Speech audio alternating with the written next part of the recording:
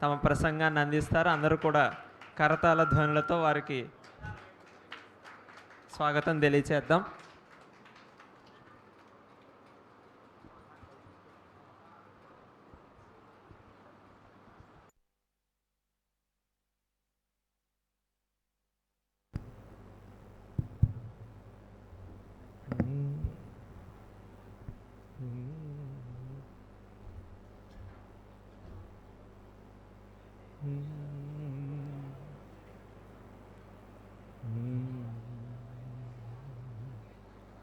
आरूढ़ा श्वेतहंसे भ्रमति च गगने दक्षिणे चाक्षसूत्रं वामे हस्ते दिव्यांबर कनकमयं पुस्तकं ज्ञानगम्या सा वीणां वादयन्ती स्वकरकरजपैः शास्त्र विज्ञान शब्दैः क्रीडन्ती दिव्यरूपा करकमलधरा भारती सुप्रसन्ना. श्रीमात्रे नमः. ఆముదాల మురళి గారి అద్భుతమైనటువంటి పాఠాన్ని విన్నాం. దానికి కొనసాగింపుగా నేను కొన్ని మాటలు జోడిస్తాను. అవధానం అన్నది ఏకాగ్రతకు సంబంధించినటువంటి విద్య అన్నది మీకు అర్థమైంది.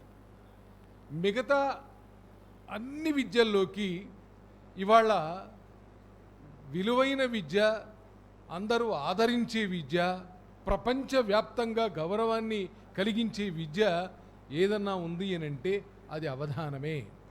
తిరుపతి వెంకట కవులు అవధానాన్ని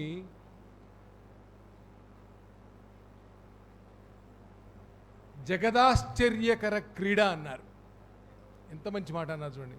జగదాశ్చర్యకర క్రీడ అన్నారు. ఇది క్రీడనా? ఇది ఒక ఆటనా? ఆట అంటే వారు నల్లేరుపై బండి నడక మాకు అన్నారు. అష్టావధానం పన్ అది నల్లేరుపై బండి నడక మాకు మాకు. నల్లేరుపై అంటే వాళ్లకు స్వయంగా ప్రతిభా సంపన్నులు గనుక వారు ఆ మాట అనగలిగినారు. కొప్పరపు కవులు గంటకు 300 నుంచి 500 పద్యాల దాకా ధారాళంగా చెప్పగలిగినటువంటి పాండిత్యం ఉన్నవాళ్ళు. ఇవాళ అట్లాంటి ప్రతిభామూర్తులు ఉన్నారా అని అంటే, నిన్ననే మనం సాహిత్యను చూసాం. అత్యద్భుతమైన అవధాన విధానాన్ని. తర్వాత రేపు 25వ తేదీన భరత్ శర్మ ఒకే రోజున సంపూర్ణ శతావధానాన్ని ధారణా సహితంగా చేయగలుగుతున్నాడు. ప్రసాదరాయ కులపతి గారని మహానుభావులు, వారు ప్రధానాచార్యులుగా ఉండేవారు. తర్వాత వారు కుర్తాళం అనే పీఠానికి పీఠాధిపతులుగా మారినారు. వారు ఎంత అద్భుతమైన ధారణ ప్రదర్శన అంటే, నేను ఆ సభలో ఉండి చూశాను. వారు నిలబడి పద్యాలు చెబుతూ ఉంటే, ఇందాక తైలధార అన్నారు కదా, అలా ధారాపాతంగా చెప్పేవారు. శివ సాహస్రి అని చెప్పారు. 1000 పద్యాలు శివుడి పైన చెప్పారు. అప్పటికప్పుడే లలితా సహస్రి అని చెప్పారు. అమ్మవారి పైన చెప్పుకుంటూ వెళ్ళారు. అలా ధారాపాతంగా కవిత్వం చెప్పగలిగిన ప్రతిభాధురీణులు ఉన్నారు. అవధానం అంటే కేవలం ఇందాక చెప్పిన ధకార చతుష్టయం మాత్రమే కాదు, దానికి ఇంకో 2 జోడిద్దాం మనం. ధైర్యం అన్నారు. ధైర్యం లేకపోతే ఏ అవధాని కూడా రాణించడు. ధైర్యం లేకపోతే ఇక్కడ వచ్చి కూర్చోరు. ఇక్కడ వచ్చి కూర్చున్నామంటే ఇది ఒక సరస్వతి పీఠమే. ఈ పీఠం ఆనాడు తిరుపతి వెంకట కవులు ఎక్కిన పీఠమే. మళ్ళీ వాళ్ళ అవధానిగా మీరు కూర్చున్నా మీరు అదే స్థానంలో అట్లా కూర్చోవాలి. కూర్చోగలిగిన ధైర్యం రావాలి. ధైర్యం రావడానికే ఈ తరగతులన్నీ. తర్వాత ధార అన్నారు. వేగంగా ధారాపాతంగా చెప్పడం. తర్వాత ధారణ అన్నారు. ధారణ అంటే చెప్పింది నిలుపుకోవడం. అవధానం అంటే ఏమిటంటే చాలా సంక్షిప్తంగా చెప్పాలంటే అప్పటికప్పుడు చెప్పడం, అప్పచెప్పడం. అప్పటికప్పుడు చెప్పడం అంతా ఒక భాగం అయితే తిరిగి అప్పచెప్పడం రెండవ భాగం. ఈ రెండు శక్తులు ఉండాలి అవధానికి. ధార, ధారణ, ధిషణ వీటితో పాటుగా సద్యస్ఫురణ ఉండాలి. అది గురువుగారు చాలా చక్కగా చెప్పారు. సద్యస్ఫురణ అది మన చేతిలో పని కాదు, అది దైవదత్తమైనటువంటి ప్రతిభ. ప్రతిభ నవనవోన్మేషశాలినిగా ఉండాలి, అది దైవదత్తమై ఉండాలి. అప్పటికప్పుడు మనం అనుకుంటే వచ్చేది కాదు. దానికి సాధన నది పదును ఎక్కిస్తుంది. పదును పట్టడం అంటే ఇప్పుడు ఇందాక కత్తి ఉదాహరణ చెప్పారు. ఒక కత్తిని తెచ్చిపెట్టి అట్లాగా పెడితే అది తుప్పు పట్టిపోతుంది. దానికి మంచి పదును పెడితే అది కత్తిగా మారుతుంది. అవసరమైతే తలలు కూడా ఖండించేంత కత్తిగా మారిపోతున్నది. అలాగే మనం దేనికైనా ఉపయోగించే కత్తిగా మారిపోతున్నది. పదును పెట్టకపోతే అల్జిమర్స్ లాంటి వ్యాధులు వస్తాయని చెప్పారు. అది నిజం.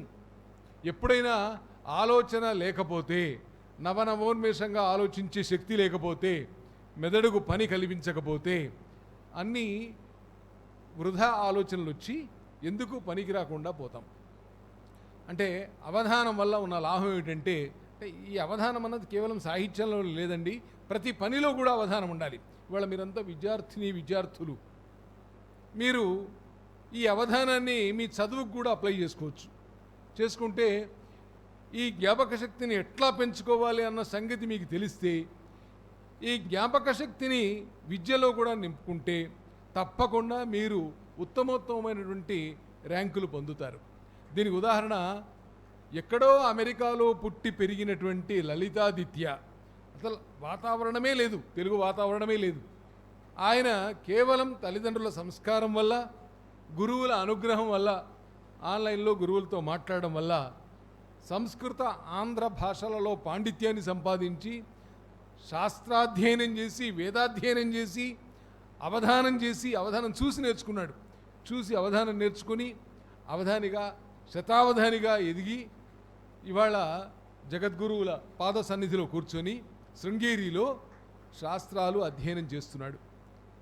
అంటే ఎలా సాధ్యమైంది ఇదంతా అంటే దాని మీద మనకు శ్రద్ధ ఉండాలి. నేను అవధానానికి ఉండవలసిన ప్రధానమైన లక్షణం నిష్ఠ అంటాను. నిష్ఠ లేకపోతే మనం ఏం చేయలేం. నిష్ఠ అంటే దానిపైననే మన మనసు నిలుపుకోవడం.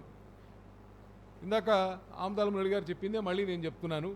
8 మంది కూర్చొని 8 రకాల ప్రశ్నలు వేస్తున్నారు. వేసినప్పుడు మొట్టమొదటిది ఆ ప్రశ్నలను నిష్ఠగా వినడం. మనం కూర్చొని వినాలి, వినడమే ప్రధానం. ఒక్కసారి విన్న తర్వాత వాటిని మనసులో నిలుపుకోవాలి, మళ్ళీ అడగకూడదు. అయితే ఇందాక ధార, ధారణ, ధిషణ అన్నాం కదా, సద్యస్ఫురణ అన్నాం కదా, వీటన్నిటితో కలిపి ఇంకొక లక్షణం ఉన్నది, అది కూడా రాసుకోండి.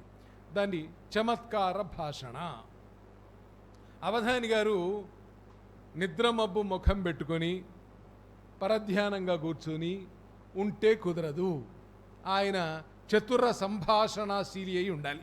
అంటే ఎవరు ఏ ప్రశ్న అడిగినా, తనను బాకులతో పొడుస్తున్నట్టు ప్రశ్న అడిగినా కూడా నవ్వుతూ సమాధానం చెప్పగలగాలి. అంటే లోపల ఉప్పెనలు పొంగుతున్నా కూడా సముద్రం పైన గంభీరంగా ఉన్నట్టు అవధాని కూడా అంతర్మథన జరుగుతున్నప్పటికీ కూడా హాయిగా, ఆనందంగా ఆ ప్రశ్నలన్నీ వింటూనే, లోపల తన పద్యాలు అల్లుకుంటూనే పైకి ఆనందంగా చెప్పాలి తప్ప ఏడుపు గొట్టు ముఖం పెట్టుకొని ఎందుకు ఇచ్చారా బాబు నాకు ఈ ప్రశ్న అన్నట్టుగా కూర్చుంటే ఆ అవధాని జీవితంలో ఎన్నడూ కూడా రాణించలేడు.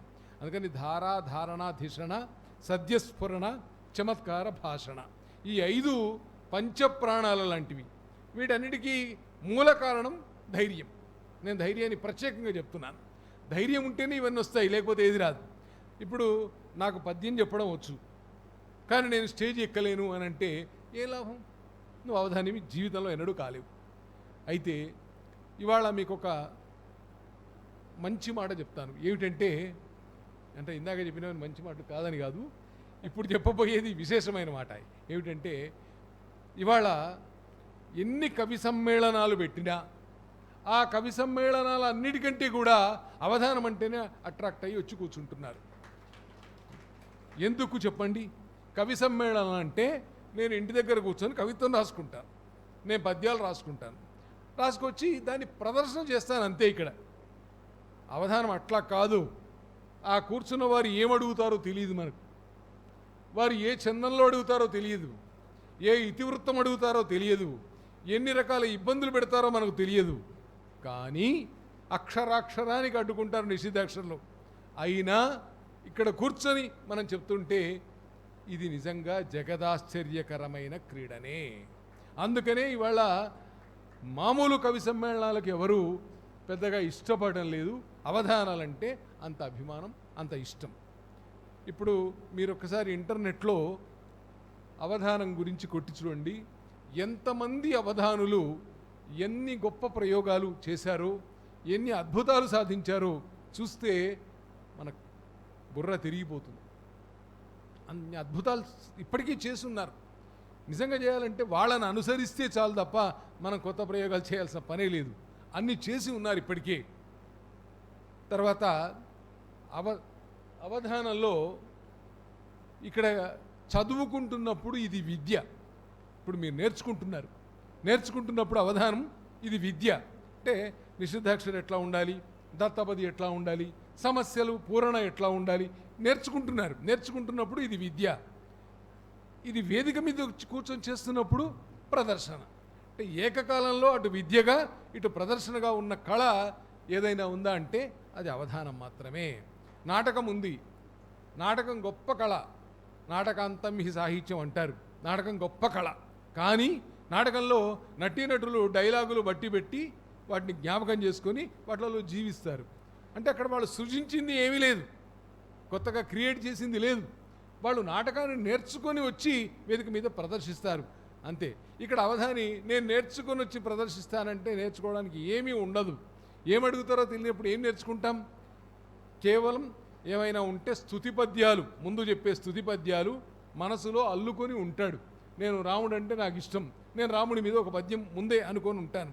అది నా స్థుతిగా, నా ఇష్టదేవతా ప్రార్థనగా రాముడి మీద ఒక పద్యం, మా తల్లిదండ్రుల మీద ఒక పద్యం, మా గురువు గారి మీద ఒక పద్యం, అంతవరకు చెప్పగలను. మిగిలినవి నిషిద్ధాక్షరం ఏమడుగుతాడో తెలియదు, సమస్య ఏమడుగుతాడో తెలియదు, దత్తపది ఏమడుగుతాడో తెలియదు. కనుక అప్పటికప్పుడు చెప్పవలసిందే తప్ప ముందు అనుకొని వచ్చి కూర్చొని ఇక్కడ చేస్తానంటే అది కుదరదు. కనుక ఈ విద్య అన్ని విద్యల్లోకి గొప్ప విద్య అవధానం. అవధానత అన్నది ప్రతి ఒక్కరిలో కూడా ఉండాలి. ఏకాగ్రత. ఏ పనైనా ఏకాగ్రంగా చేస్తే ఒకతను చక్కగా రాస్తాడు నీట్గా.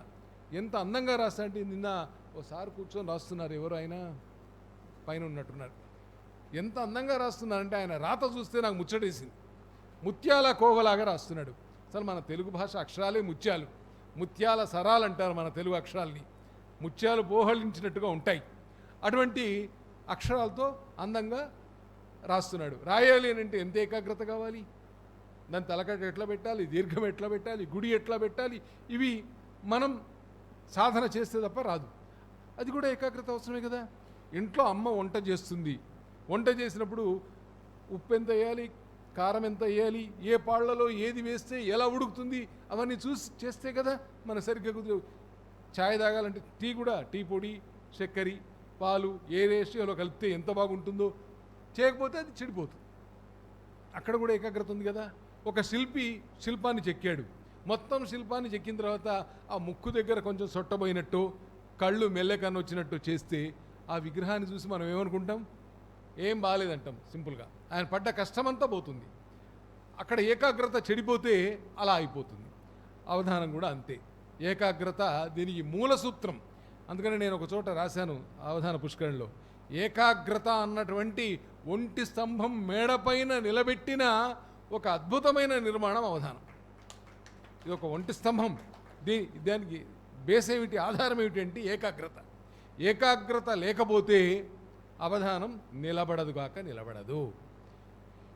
ఇక అవధానాన్ని గురించి మనం కొన్ని సుగుణాలు, అవధానంలో ఉన్న సుగుణాలు నేర్చుకుందాం. ఈ నేర్చుకోవడానికి నేను ఒక పుస్తకాన్ని ఆధారంగా పెట్టుకున్నాను. ఈ పుస్తకాన్ని మీకు కావాలంటే అందరికీ అందజేసే ప్రయత్నం చేస్తాను. అవధానం అన్నది ప్రజా సమూహాలను ఆకర్షించే విద్య అన్నాడు. నిజమే కదా? ఎంతమంది కూర్చున్నా ఇక్కడ పద్యాలు చెప్తుంది అర్థం కాకపోయినా ఆయన రాగానికో, ఆయన చెప్తున్న విధానానికో, అడిగింది అప్పటికప్పుడు చెప్తున్న విధానానికో, చివరికి ధారణ చేసి చెప్తున్న విధానానికో కూర్చొని ఆశ్చర్యపోతారు. లేదా అప్రస్తుత ప్రసంగి చేస్తున్నటువంటి ఆ ప్రసంగానికి అనురక్తులై కూడా అవధానాన్ని ఆశ్చర్యంగా చూసి సంతోషపడతారు. నిన్న వచ్చిన వాళ్ళలో మీరు ఇంతమంది కూర్చున్నారు కదా సభలో, నిన్న మీరు చూశారు. ఇంతమందిలో ఎంతమందికి పద్య లక్షణాలు తెలుసు? తెలియకుండా అందరూ సంతోషపడ్డారా లేదా? వెళుతున్నప్పుడు అందరూ సాహితిని అభిమానించారా లేదా? కారణం ఏమిటి అంటే ఇది ప్రజా సమూహాన్ని ఆకర్షించే విద్య. అందుకనే ముందే నేను చెప్పాను, జగదాశ్చర్యకర క్రీడా. అలాగే అవధానిని ఉత్త ఛాందసుడు అనుకుందామా? మా మురళి గారు పెద్ద ఛాందసుడు అని నేను అన్నాను అనుకో, ఇది వినడానికి వ్యవహారికంలో ఒక తిట్టులాగా కనపడుతుంది. వాడు ఉత్త ఛాదస్తుడు అనండి. కానీ అది తిట్టు కాదు, అది మంచి మాటనే. ఛందస్సు అన్నది శాస్త్రం. ఇది వేదానికి ప్రతిరూపమైన వేదాంగాలలో ఒకటి ఛందస్సు. అందువల్ల ఛందస్సును నేర్చుకున్నవాడు ఛాందసుడు. కానీ మన లౌకికంలోకి వచ్చేసరికి అది కొన్ని పదాలు మారిపోతాయి. కళేబరం అని ఉందనుకోండి, కళేబరం అని అంటే మీకు ఏం గుర్తొస్తుంది చెప్పండి? కళేబరం అంటే చనిపోయిన శవం కదా, దాన్ని కళేబరం అంటారు. కానీ కాదు, శరీరమే కళేబరం. ఇది కూడా కళేబరమే. చందన చర్చిత నీల కళేబర పీత వసన వనమాలి అని మీరు వినే ఉంటారు జయదేవుని అష్టపది. చందన చర్చిత నీల కళేబర పీత అంటే చందనంతో పూసుకున్నటువంటి చనిపోయిన శరీరం కలిగిన వాడా ఓ కృష్ణ అన్నట్ట. నీల కళేబరం అంటే నల్లటి ఒక చచ్చిన శవమా అన్నట్ట కాదు కదా. అంటే కొన్ని వ్యవహారంలోకి వచ్చేసరికి పదాలు మారిపోతాయి, మంచి పదాలు కూడా అర్థాలు మారిపోతాయి. అలాంటిదే ఈ ఛాందస విద్య. ఇది ఒక ఛాందస విద్య. ఛాందస విద్య అంటే ఛందస్సు నేర్చుకునే విద్య. ఇది నేర్చుకోవడం చేతగాక అంటే పద్యానికి ఉన్నన్ని బంధనాలు ఇంకా దేనికి ఉండవు. ఒక దిక్కు యతి లాగుతుంటుంది, ఒక దిక్కు ప్రాస బాధ పెడుతూ ఉంటుంది, ఒక దిక్కు ఏ పదానికి ఆ పదం పొసగాలి, దాంట్లో గణాల్లో కుదరాలి, దాంతోపాటుగా భావం రావాలి. ఇవన్నీ రావాలి అని అంటే పెద్ద మానసికమైన శ్రమ చేయాలి. ఒక్కొక్కరు ఒక పద్యం రాయడానికి కొన్ని గంటల పాటు ఆలోచించే వాళ్ళు ఉన్నారు ఇప్పటికి కూడా. కానీ అవధాని గారు ఆశువుగా ఇక్కడ వేదిక మీద చెప్తున్నారంటే ఆయన ఎంత ఛందశాస్త్ర ప్రవీణుడై ఉంటే చెప్పగలడు. అది ఆలోచిస్తే ఇది ఛాందస విద్య. అవధాని ఛాందసుడే అయినప్పటికీ అది తిట్టు కాదు, మంచి ఛందశాస్త్రవేత్త అని మనం గ్రహించాల్సిన అవసరం ఉంటుంది. అవధానం పట్ల, అవధానుల పట్ల ప్రజలకు గౌరవం ఉంటుంది. ఉంటుందా ఉండదా? ఇవన్నీ మా రాళ్లబండి కవితా ప్రసాద్ గారని ఆయన ద్విశతావధాని, ఆయన చాలా గొప్పగా అవధాన విద్య మీద పరిశోధన చేసినటువంటి పుస్తకం. ఆ పుస్తకంలోని 4 మాటలు మీకు ఇవాళ వినిపిస్తున్నాను. ప్రజలలో అవధానికి ఉన్న విలువ మరెవరికి లేదు. 10 మంది ఉంటే అరే ఆ సంకీర్తి వచ్చాడు, మా అవధాని వచ్చాడు అంటారు. అదే మిగతా ఆ 7 పిల్లల్ని ఎవరు గౌరవించరు. వాడు ఏదో ఆడుతున్నాడు రా, వాడు ఆటపాటలుగా తిరిగేటోడు అని అంటారు. అవధానిని మాత్రం మా సంకీర్త్ ఆశుగా పద్యం చెప్తాడు అవధాని అని మెచ్చుకుంటారు. కారణం ఏమిటి అంటే ఈ విద్య పట్ల జనానికి ఇప్పటికి కూడా ఎప్పటికీ కూడా గౌరవం ఉంటుంది. అందువల్ల ప్రజలు మంచి గౌరవిస్తారు. మన అవధానం ఇది నిన్న మొన్నటిదా, ఇది ఇవాళటిదా? మీరు అక్కడ చూడండి, కోలాచల మల్లినాథయ్య దగ్గర నుంచి మొదలు పెడితే ఇవాటి వరకు ఎంతమంది అవధాన విద్యను పోషించే కొన్ని వేల మంది అవధానులు ఉన్నారు. ఎంతమంది అవధానులు ఉన్నారని అవధాన విద్యా సర్వస్వం అనే ఒక పుస్తకం ఉంది. అది మీకు చూపిస్తాను మీ అందరికీ కూడా. అది అందరూ కొనుక్కుంటే మంచిది. ఇక్కడ పైన అమ్ముతున్నారు కూడా ఆ పుస్తకాన్ని. ఆ పుస్తకాన్ని చూస్తే దాదాపు ఒక 1200-1300 మంది అవధానుల గురించి అందులో ఉంది. మా మిత్రులు అంటే మాకు పెద్దగానే నన్ను మిత్రులాగా భావించేవారు రాపాక ఏకాంబరాచార్యుల వారని, వారు పరిశోధించి రాసిన పుస్తకం అది. ఆ పుస్తకంలో అవధానుల చరిత్ర అంతా ఉంది. మేము పద్యాలు అందులోంచి తీసుకున్నాం. ఇక్కడున్న పద్యాలు ఇక్కడ మేము ఎంపిక చేసి ఒక 40 మందిని 50 మందిని పెట్టాం. మేము ఇంకా పెట్టవలసిన వాళ్ళు ఇంకో కొన్ని 100 మంది ఉన్నారు. ఈ హాల్ సరిపోదు, తర్వాత ఈ మొత్తం స్కూల్లో అన్ని రూములలో పెట్టొచ్చు, అంతమంది అవధానులు ఉన్నారు. ఎంపిక చేసిన కొందరిని మాత్రమే ఇక్కడ ఉంచాం. ఇది కేవలం ఇట్లాంటి వాళ్ళు ఉన్నారు మన జాతిని ప్రదీప్తం చేసిన వారు అని చెప్పడం కోసం మేము ఉదాహరణగా పెట్టాం. ఇక్కడ ఊరికే సరదాగా పెట్టలేదు. ఈ వీళ్ళంతా కూడా మన 100 ఏళ్ల చరిత్రను, మన అవధాన విద్యను మన తెలుగు భాషకు మోసుకొని వచ్చిన వారు. తర్వాత అవధాన విద్యను అనేక రంగాలలోకి అనువర్తింపజేసే అవకాశం ఉంది. అవధాన విద్య నేను ఇందాకనే 2 ఉదాహరణలు చెప్పాను. శిల్పం చెక్కాలంటే అవధానమే కావాలి, అమ్మ వంట చేయాలంటే అవధానమే కావాలి. ఇలా మీరు ఏ రంగంలోకి తీసుకున్నా అన్నిట్లలో అవధానమే ప్రధానము. అంటే ఏకాగ్రత లేకపోతే ఏ పనిని మనం సాధించలేము. ఒకవేళ విద్యార్థి దశ నుంచి అవధానాన్ని కనుక అలవాటు చేసుకుంటే, ఏకాగ్రతను పెంచుకుంటే ఖచ్చితంగా వాడు ఫస్ట్ ర్యాంకులో ఉంటాడు. దానికి ఉదాహరణ ఇందాక మనం చెప్పుకున్న సాహిత్ కానీ మా ఆచార్య సార్ ఇక్కడే ఉన్నారు. ఆయన 6వ తరగతి పిల్లలకు అవధానాన్ని ప్రారంభం చేసి వారు 7వ తరగతికి వచ్చేసరికి అన్ని పద్యాలు చెప్పి ఏకాగ్రంగా కొన్ని 100 పద్యాలు కంఠస్థం చేయించడం వల్ల ఇవాళ ఆయన విద్యార్థులు డాక్టర్లు, ఇంజనీర్లు అయి అనేక రంగాల్లో రాణిస్తున్నారు. ఏ వృత్తిలోకి వెళ్ళినా ఇప్పుడు ఒక విద్యార్థి మొన్న వచ్చి వెళ్ళాడు, ఉదయ్ అని ఒక అబ్బాయి డాక్టర్. మన దగ్గర ఉన్నటువంటి బోరెల్లి హర్ష మీరు చూస్తున్నారు, ఆయన కూడా డాక్టరే. అయితే డాక్టర్ అయినప్పటికీ కూడా వాళ్ళ సమూహంలో, వాళ్ళ టీంలో అందరిలోకి ఆ అబ్బాయి ఒక ప్రత్యేకం. కారణం ఏంటంటే ఆయన అవధాని. అంటే ఆ టీంలో కూడా వాళ్ళందరూ ఈయన అవధాని అని ఈయనకు ప్రత్యేకమైనటువంటి గౌరవాన్ని ఇస్తారు. ఇప్పుడు 10 మందిలోకి వెళితే ఆమ్దాల మురళి గారు రండి అవధాని గారు అని వారిని పిలిచి వారికి మర్యాద చేస్తారు. కారణం ఏంటంటే ఈ విద్య ఇది ఏమాత్రం తక్కువ చేసి చూసేటువంటిది కాదు, అందరికీ ఘనతను కలిగించేటువంటిది. తర్వాత చాలామంది అంటుంటారు, అబ్బా అవధానం పెట్టించాలంటే చాలా కష్టం, ఏర్పాటు చేయడం చాలా కష్టం, డబ్బు కావాలి. ఎందుకంటే 8 మంది కూర్చోవాలి, పండితులు, వాళ్ళందరికీ సత్కారం చేయాలి, శాల్వాలు, మెమెంటోలు ఇవన్నీ పెట్టాలి, అలాగే అవధానికి డబ్బులు ఇవ్వాలి, ఉచ్చకులకు డబ్బులు ఇవ్వాలి, ఇవన్నీ అనుకుంటుంటారు.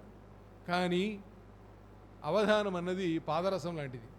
మీరు కొన్ని లక్షలు ఖర్చు పెట్టి అవధానం చేయించవచ్చు, లేకపోతే మనకు ఉన్నంతలో ఇచ్చి కూడా చేయించవచ్చు. కనుక అవధానం ఎక్కడ పూర్వకాలంలో అయితే పెళ్ళిళ్ళల్లో కూడా అవధానాలు జరిగేవి. మా ఇంట్లో సత్యనామృతం అయితే సత్యనామృతం కాగానే అవధానం, అలాగే పేరెంటాల్లో అవధానాలు జరిగేది, తర్వాత పుట్టినరోజు పండక్కి అవధానాలు చేసేవాళ్ళు. ఇలా అవధానాల్ని ఎవరి శక్తి బట్టి వాళ్ళు చేయించవచ్చు. అవధానాలు విరివిగా జరగాలి. తర్వాత అవధానం ఏర్పాటు చేయాలంటే ఏం కావాలండి? వస్తువులు ఏం కావాలి చెప్పండి? ఒక వేదిక, ఇంకా 8 మంది కుర్చీలు ఉండాలి కదా, 8 కుర్చీలు ఉండాలి, 8 మంది ఉండాలి, అవధానం ఉండాలి, సంచాలకులు ఉండాలి, అంతే కదా. చాలా ఒక మంచి మైక్ ఉండాలి. ఈ మాత్రం మినిమం ఫెసిలిటీస్ ఉంటే చాలు, మనం అవధానం చేసుకోవచ్చు. చెట్టు కింద కూడా కూర్చొని చేసుకోవచ్చు. ఊర్లలో స్కూల్ వార్షికోత్సవాల్లో కూడా అవధానాలు చేసిన వాళ్ళు ఉన్నారు.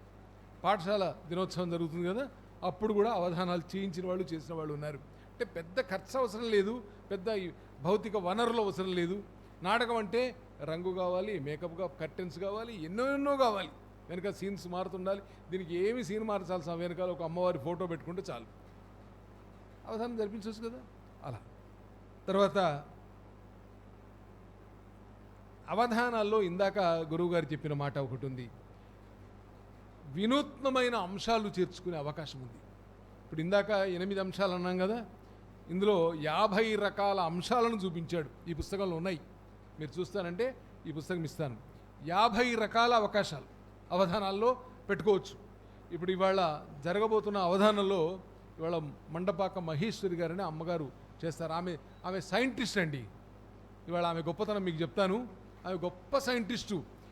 ఆమె రిటైర్ అయినాక కూడా ఆ డిపార్ట్మెంట్లో వ్యవసాయ శాఖలో ఆమె సైంటిస్టు.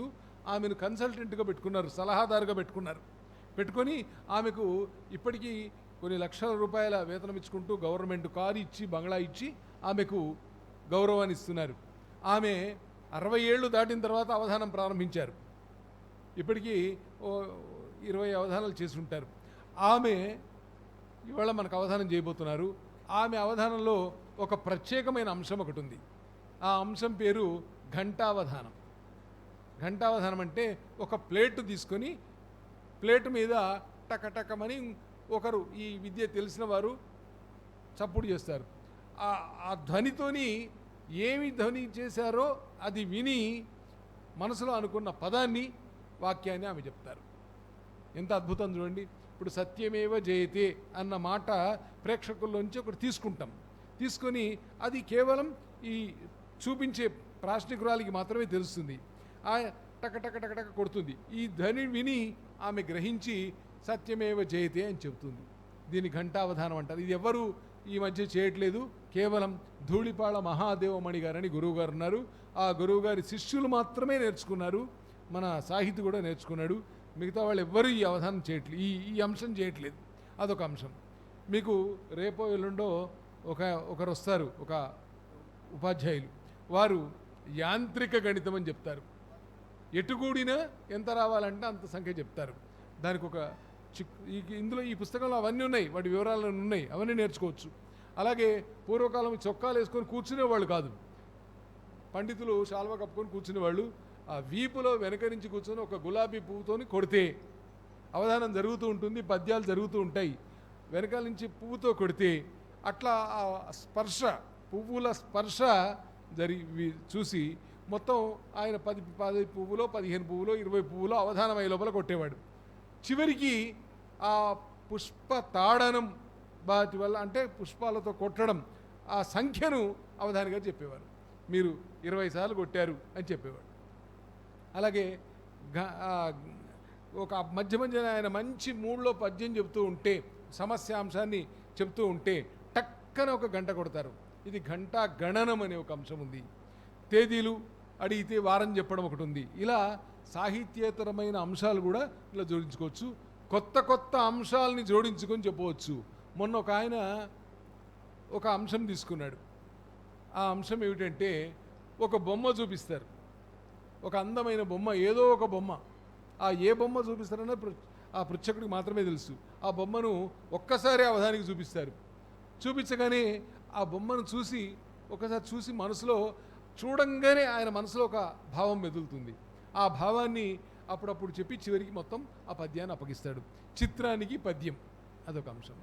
అంతేకాకుండా నేను ఇక్కడ హైదరాబాద్లో వేదిక మీద చూశాను, ధారా రామనాథ శాస్త్రి గారనే ఒక మహా పండితుడు ఉండేవారు, మహానుభావుడు. ఆయన ఎంత గొప్పవాడంటే, వేదిక మీద ఒక 4 పృచ్ఛకులు కూర్చునేవారు. కూర్చొని, ఇప్పుడు ఉదాహరణకు ఆమదాలముడి గారు ఒక పృచ్ఛకుడు, ఆయన కూర్చొని, అయ్యా ఇవాళ కన్యాశుల్కంలో గిరీశం గారు ఇవాళ ఉంటే ఇవాళ ఈ సభను చూసుకుంటే ఆయన ఏం మాట్లాడేవారు అని ఒక ప్రశ్న వేస్తాడు. వేస్తే ఈయన లోపలికి వెళ్ళి 2 నిమిషాల్లో తాను గిరీశంగా మేకప్ వేసుకొని, ఆయన మేకప్ స్వయంగా తాను వేసుకుంటాడు, వేసుకొని వచ్చి వేదిక మీదకి వచ్చి అక్కడ గిరీశంగా అప్పటికప్పుడు తాను మాట్లాడతాడు. నేను చూశాను ఇది ప్రత్యక్షంగా. అయ్యా గుడి పూజారి గుళ్ళో ఒక విగ్రహం విగ్రహం భగ్నమైంది, ఆ యజమాని చూస్తే ఏమంటాడో, అక్కడ ఉన్నటువంటి ఒక వెండి గిన్నె మాయమైంది. అప్పుడు గుడి పూజారి పొందుతున్న ఆవేదన, దానికి డైలాగులు ఉండవు.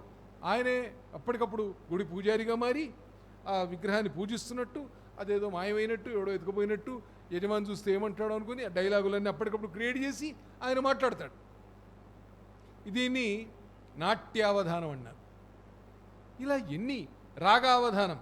ఒక ఆయన ఒక పద్యం ఇచ్చి, ఈ పద్యాన్ని మోహన రాగంలో పాడమంటే మోహన్ రాగంలో, లేదు శివరంజని రాగంలో పాడమంటే శివరంజని రాగంలో, ఆ రాగం తెలిసి ఉండాలి, ఆయన ఇచ్చిన పద్యం తెలుసు. ఇలా రాగావధానం.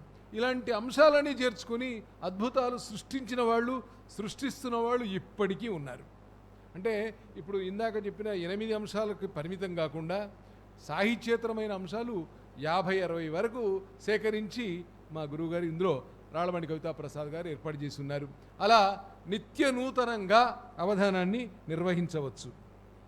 తర్వాత అవధానంలో ఉన్న ప్రత్యేకత ఏమిటంటే, సాహిత్యానికి ప్రయోజనాలు 2 మీ అందరికీ తెలిసిందే. ఏమిటి సాహిత్య ప్రయోజనాలు?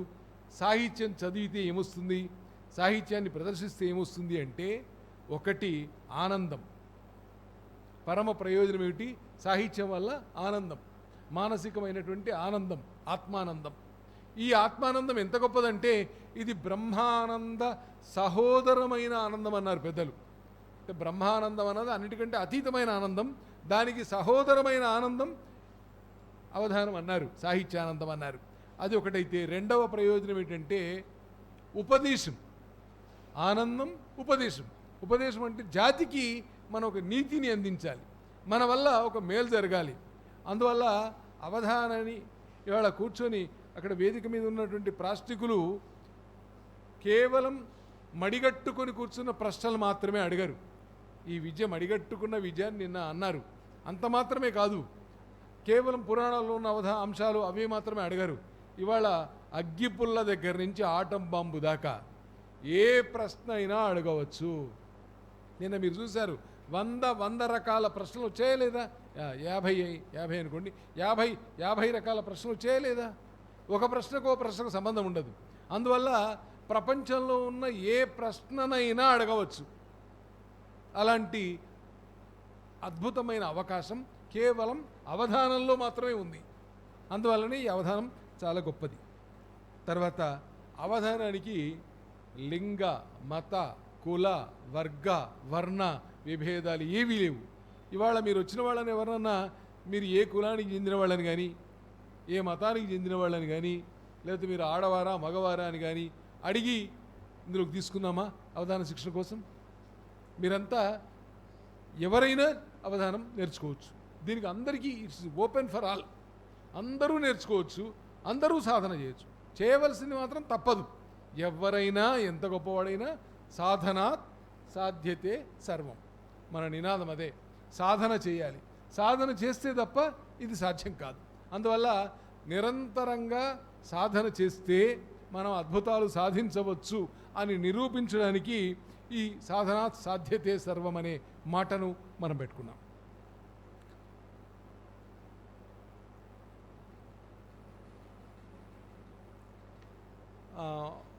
అవధానాన్ని గురించి మీకు అక్కడక్కడ కొన్ని మాటలు వినిపిస్తుంటాయి, నేను అనుభవించాను.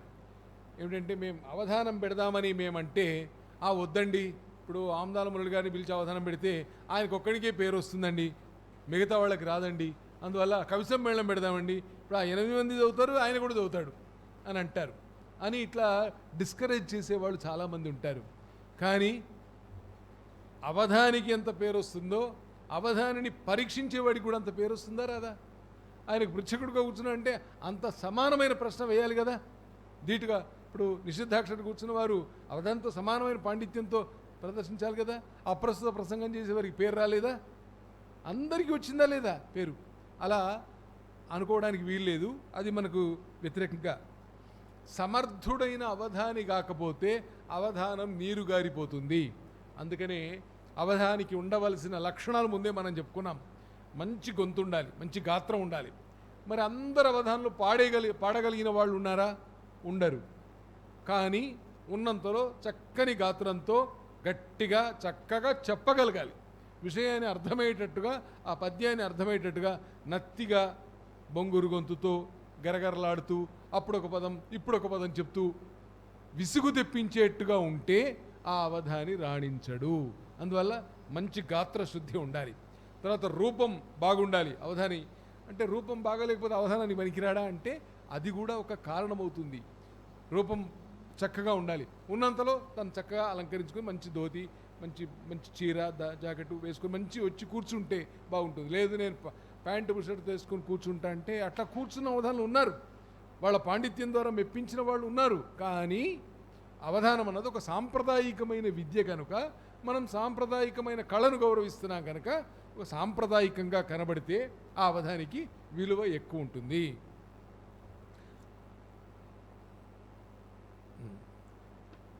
అవధానానికి అన్నీ సహకరించాలి. ఇప్పుడు మైక్ బాగాలేకపోతే నేను ఎంత గొప్ప పండితుడినైనా ఈ అవధానం ఫెయిల్ అవుతుంది. అవునా కదా? ఇప్పుడు నేను మాట్లాడింది మీకు వినిపించకపోతే నేను ఏం మాట్లాడి ఏం లాభం మీకు? అలాగే అవధానిని ఎంత మంచి ప్రశ్న వేసినా ఆయన బెల్లం కొట్టిన రాయిలాగా సమాధానం చెప్పకపోతే అవధానం ఫెయిల్ అవుతుంది. అలాగే ప్రాశ్నికులు మంచివాళ్ళు లేకుండా మంచి ప్రశ్నలు వేయకపోతే అవధానం ఫెయిల్ అవుతుంది. కనుక అన్నీ కూడా కలిసి రావాలి. అవధానానికి అన్నీ కలిసి ఉంటేనే ఇది ఒక సమగ్రమైన కళగా ఉంటుంది. ఇలాంటివి చాలా ఉన్నాయి.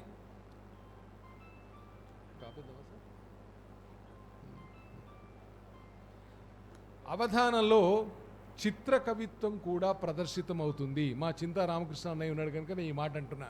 మీకు దాని గురించి చెప్తా.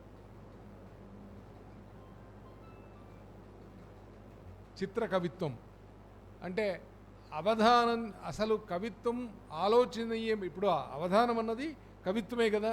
కవిత్వం ఎప్పుడు కూడా అది ఆలోచనామృతమే. ఆలోచించిన కొద్దీ దాంట్లో అద్భుతాలు మనకు దోస్తూ ఉంటాయి. ఇంట్లో కూర్చొని హాయిగా ప్రశాంతంగా సీతమ్మ వారిని వర్ణించమని అన్నారు. అందులో సా తా 2 అక్షరాలు రాకుండా వర్ణించమన్నారు. వర్ణించమంటే మనం ఇంట్లో కూర్చొని హాయిగా కూర్చొని జనకజ అని పెట్టుకొని రాసుకోవచ్చు. కానీ ఇక్కడ వేదిక మీద అప్పటికప్పుడు చెప్పాలి. చెప్పినప్పుడు సా రావద్దు, తా రావద్దు, సీతమ్మను వర్ణించాలి. అట్లా వర్ణిస్తున్నప్పుడు ఎంతటి ఏకాగ్రత అవసరమో చూడండి. అలా వర్ణించి ఇంట్లో కూర్చొని రాసిన దానికంటే అందంగా చెప్పగలిగిన పాండిత్యం వేదిక మీద ప్రదర్శించడం ఇది కేవలం అవధాన విద్యలో మాత్రమే సాధ్యమవుతుంది. అదే కవి సమ్మేళనంలో అట్లా లేదు. కవి సమ్మేళనాల్లో అయితే మిగతా చోట ఎక్కడైనా సరే మనం హాయిగా ఇంట్లో కూర్చొని ప్రశాంతంగా ఆలోచించి మనం 1కి 4 సార్లు దిద్దుకొని ఈ పదం ఇక్కడ బాలేదు, ఈ కొత్త పదం వేసుకుందామని చేసుకునే అవకాశం ఉంటుంది. ఇక్కడ అవకాశం ఉండదు. ఆన్ ది స్పాట్ డెసిషన్, అప్పటికప్పుడు నిర్ణయం అయిపోతుంది. అందువల్ల అవధానం గొప్పది. తర్వాత ఇవన్నీ ఆలోచించి ఇంకా చాలా వినోదం పాటు విజ్ఞానాన్ని కూడా అందించే కళ ఇది. సమర్థుడైన అవధానికి మంచి యశస్సు లభిస్తుంది, ధనం కూడా లభిస్తుందని రాశారు మా గురువు గారు. ధనం ఎట్లా లభిస్తుంది? మంచి పారితోషికం ఇస్తారు, కొన్ని చోట్ల ఇవ్వకపోవచ్చు. అవధానం వల్ల అంతర్జాతీయ స్థాయిలో అవధానాలు చేసి తిరిగి వచ్చిన వాళ్ళు ఉన్నారు. మీ వెనకాల అక్కడ కనపడుతున్న ఆయన ఉన్నాడు, ఒక్కసారి అక్కడ తిరిగి చూడండి. వద్దిపర్తి పద్మాకర్ గారు. వారు అవధానం ఎక్కడ చేశారో తెలుసా మీకు? 7 ఖండాలలో అవధానం చేశారు. 7 ఖండాలలో అవధానం చేశారు. అంటే 7 ఖండాలు మన ప్రపంచంలో ఉన్నాయి కదా, అన్ని చోట్ల చేశారు అవధానం. అలా చేయగలిగినారంటే ఆ అవధాన విద్య వారికి కరతలామలకం కావడమే. దానివల్ల వారు యశస్సుని సంపాదించారు, ధనాన్ని కూడా తగినంతగా సంపాదించారు. అంటే ఆయనకు ఆ పాండిత్యం ఉండడం వల్ల అందరూ పిలిచారు. ఇప్పుడు మనకు ప్రఖ్యాతమైన అవధానాలు ఎవరెవరు ఉన్నారో అంతమంది కూడా విదేశాల్లో అవధానం చేశారు. నాకు మొన్నటికి మొన్న అమెరికాకు వచ్చి అవధానం చేస్తారా ఎవరన్నా ఉన్నారని ఇప్పుడు ఉన్న వాళ్ళు అడిగితే పాపం చాలామందికి వీసా లేకపోవడం వల్ల వెళ్ళలేదు. కానీ అట్లా వెళ్ళే అవకాశం అందరికీ ఉంది. మా అమదాలముల్లి గారిని కోరుతున్నాను, తొందరగా వీసా ఆ పాస్పోర్ట్ అవన్నీ సంపాదించి పెట్టుకోండి. ఇట్లా అమెరికా లాంటి చోట్ల కూడా వెళ్ళొచ్చు, ఎక్కడికైనా వెళ్ళొచ్చు. తర్వాత పెద్ద పెద్ద పారిశ్రామికవేత్తలు కూర్చొని శతావధానాలు సహస్రావధానాలు చేయించిన సంఘటనలు ఉన్నాయి. ఆ అవధానికి ఒకరికే కాదు, కూర్చున్న ప్రాశ్నికులకు కూడా డబ్బులు వచ్చాయి. అందువల్ల అవధానం యశస్సును సంపాదిస్తుంది, ధనాన్ని కూడా సంపాదించి వీటన్నిటికంటే మించి కీర్తిని సంపాదించి పెడుతుంది. అంతకంటే మించిది ఏముంటుంది? అమ్మవారి కృప ఉంటే కీర్తి కూడా లభిస్తుంది.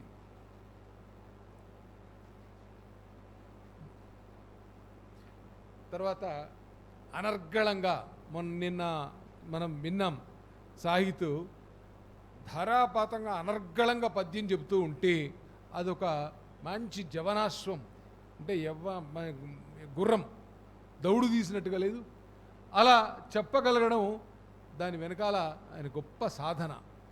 అంటే అవధానికి కేవలం తన మానసికమైనటువంటి నియంత్రణ ఉండాలి. మానసికమైన నియంత్రణతో పాటు నిరంతరం ప్రాచీన కావ్యాలను చదువుతూ ఉండాలి. తర్వాత తాను సృజన చేస్తూ ఉండాలి.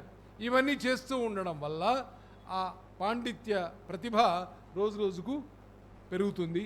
దానివల్ల తాను నేర్చినవి, తాను విన్నవి, తాను కన్నవి అన్నీ కూడా వేదిక మీద ప్రదర్శించడానికి అవకాశం ఉంటుంది. అలాంటి సాధన మీద ఆధారపడిందే అవధానం.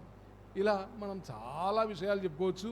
మీరు రోజు ప్రాక్టికల్గా ఇక్కడ అవధానాలు చూస్తున్నారు కనుక ఒక్కొక్క అవధానిలో ఒక్కొక్క ప్రత్యేకత, ఒకటి కాదు అనేక ప్రత్యేకతలు కూడా మనం ఇక్కడ గమనించవచ్చు.